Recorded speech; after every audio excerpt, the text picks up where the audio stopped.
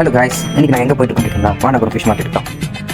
இங்கே ஃபிஷ் வந்து கொஞ்சம் ஃப்ரெஷ்ஷாகவும் நல்ல ரேட்லையும் கிடைக்குதுன்னு சொன்னாங்க. அதனால தான் இங்கே வந்து நாங்கள் வாங்க வந்திருந்தோம். இங்கே வந்து பார்த்தா தான் தெரியுது, ஃபிஷ்ஷை விட இங்கே வந்து மக்கள் தான் அதிகமாக இருக்காங்க. எப்படிலாம் நாங்கள் கஷ்டப்பட்டு போராடி இந்த மீனை வாங்குறோம் அப்படின்றதுக்காக தான் இந்த வீடியோ போட்டிருக்கோம். இந்த வீடியோ ஃபுல்லாக பாருங்கள்.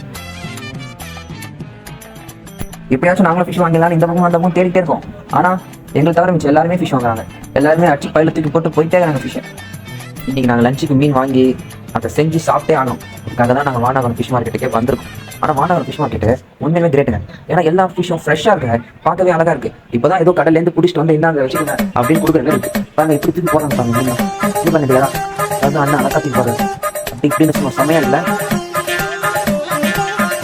சரி பார்த்துட்டே இருந்தால் வேலைக்காக வந்துட்டு மீனை பற்றி விசாரிக்க ஆரம்பிச்சோம். ரொம்ப நேரமாக அந்த அண்ணன் ஆர்டர் பண்ணி அந்த மீனை வாங்கலான்னு முடிவு எடுத்தோம். அந்த மீனை அழகாக எடுத்து அந்த அண்ணன் ஒரு ஸ்லைஸை போட்டா இருப்பாருங்க. சரி அந்த மீனை வாங்கி பையில போட்டு அடுத்த மீன் வாங்கலான்னு சொல்லிட்டு நாங்கள் போயிட்டோம். இங்கே வந்து பார்த்தா ஒரே சத்தம், என்னடான்னு பார்த்தா ஒரு அண்ணன் கத்திக்கிட்டே இருக்காரு. அது நீங்களே கேளுங்க.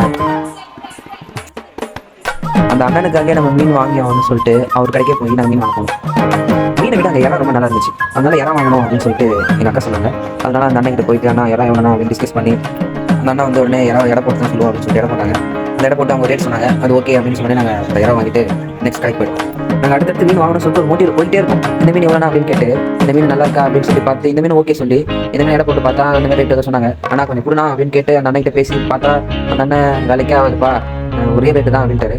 அவர் சொல்கிறது நீங்களே கணக்கு போட்டுருக்காரு அண்ணன் எவ்வளோ அப்படின்னு சொல்லிட்டு பார்த்துட்டு சரி ஓகே அப்படின்னு சொல்லிட்டு அந்த தாத்தா கிட்ட கொடுத்து கட் பண்ணி கொடுத்துரும். அந்த தாத்தா எவ்வளோ அழகாக கட் பண்ணுறாரு நீங்களே பாருங்க. ஒரு வழியாக அந்த தாத்தா எல்லாத்தையுமே கட் பண்ணிட்டாரு. அந்த தாத்தா எல்லாத்தையும் அவங்ககிட்ட கொடுத்து வேலையை முடிச்சிட்டாரு. நாங்கள் அவங்களுக்கு அமௌண்ட்டை பே பண்ணிவிட்டு சரி ஓகே நான் தேங்க்ஸ்ண்ணா அப்படின்னு சொல்லிட்டு நாங்கள் கிளம்பிட்டோம். எப்படியும் நாங்கள் இன்றைக்கி வந்த வேலை முடிஞ்சிருச்சு. நாங்கள் அப்படியே கிளம்பிட்டோம். இன்றைக்கி மதியம் ஒரு புடி அப்படின்னு சொல்லிட்டு ஹாப்பியாக கிளம்பிட்டோங்க.